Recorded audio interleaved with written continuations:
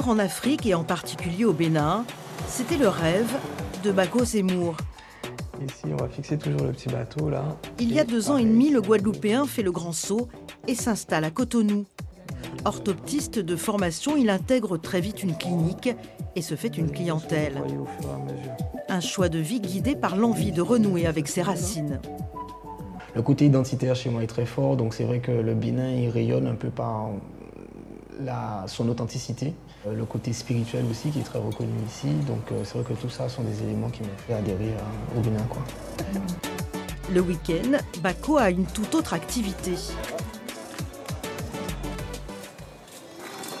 Avec son épouse, il tient un restaurant spécialisé dans le sandwich star de la Guadeloupe, le Bokit. La recette traditionnelle a été préservée, mais le contenu a été adapté au goût local. Dans nos Bokit, on a le local justement, qui est fait à base de goussi. Le goussi, c'est des graines de courge qui sont réduites en poudre au marché. Donc on prend ça et on fait comme du tofu en fait. Ce qu'il met dedans est assez original quand même. C'est une façon différente de manger le pâté béninois. Le pâté ici, c'est un bokit, mais qui est en général pas forcément fourré comme nous, qui est plus petit et puis qui est mangé avec une bouillie, quoi. Donc c'est fait différemment et c'est consommé différemment. Mais finalement, c'est comme le bokit. Et les clients apprécient. Bako a voulu faire de son restaurant un lieu de rencontre. Il organise souvent des soirées afro-caribéennes. Ce soir-là, belle surprise, la chorégraphe guadeloupéenne Chantal Loyal est de passage à Cotonou. Quelques pas de Gwoka, et voilà même Bako qui surmonte sa timidité.